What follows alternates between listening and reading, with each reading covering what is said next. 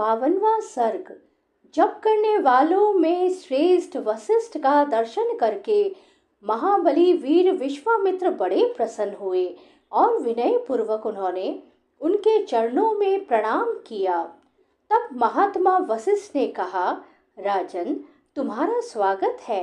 ऐसा कहकर भगवान वशिष्ठ ने उन्हें बैठने के लिए आसन दिया।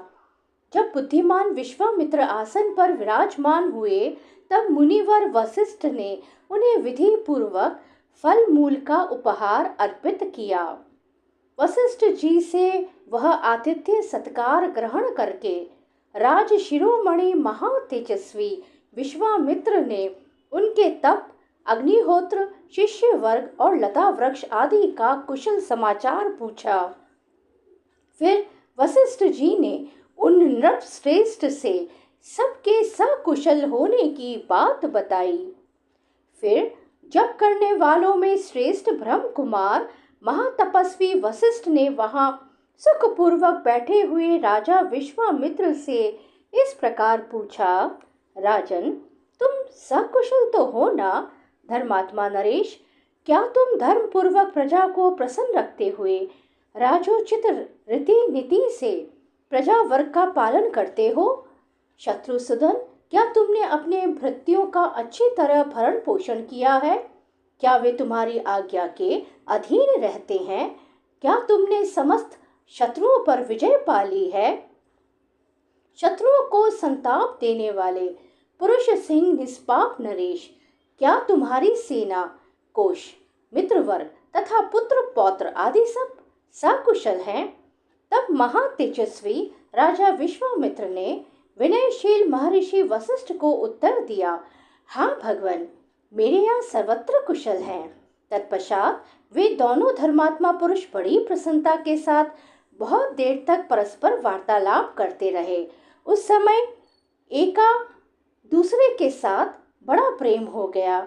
रघुनंदन, बातचीत करने के पश्चात भगवान वशिष्ठ ने विश्वामित्र से हंसते हुए इस प्रकार कहा, महाबली नरेश, तुम्हारा प्रभाव असीम है। मैं तुम्हारा और तुम्हारी सेना का यथा योग्य आतिथ्य सत्कार करना चाहता हूँ। तुम मेरे इस अनुरोध को स्वीकार करो। राजन, तुम अतिथियों में श्रेष्ठ हो, इसलिए यत्न पूर्वक तुम्हारा सत्कार करना मेरा कर्तव्य है। अतः मेरे द्वारा किए गए इस सत्कार को तुम ग्रहण करो।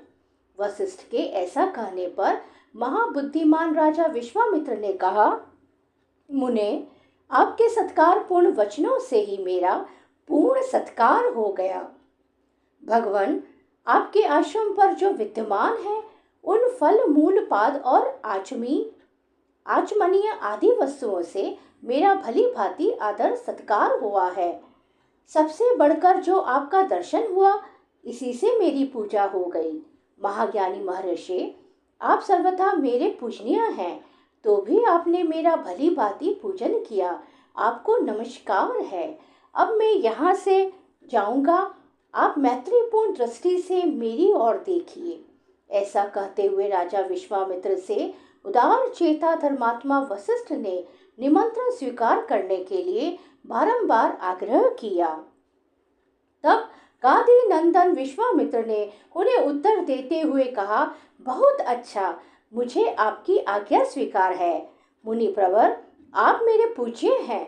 आपकी जैसी रुचि हो, आपको जो प्रिय लगे वही हो। राजा के ऐसा कहने पर जप करने वालों में श्रेष्ठ मुनिवर वशिष्ठ बड़े प्रसन्न हुए।